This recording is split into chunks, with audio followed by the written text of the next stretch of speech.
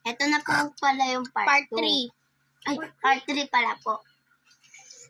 Ang asim, mas kaya ko pang kainin yung lemon ng isang buo kaysa dito.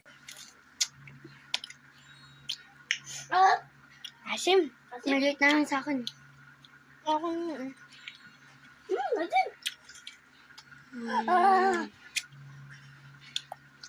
Di ko na kaya ba? Pero po kung kaya namin, ayoko na. Lalamig yung Ito buong na po katawan ko. na lang sa akin. Hindi ko pa linawa, Miss Kisa. Ito na lang po yung akin rambutan. Kasi po hindi ko na po talaga kaya. Buti pa tong rambutan ng tamis. Char. Andiyan sa mga prutas at line.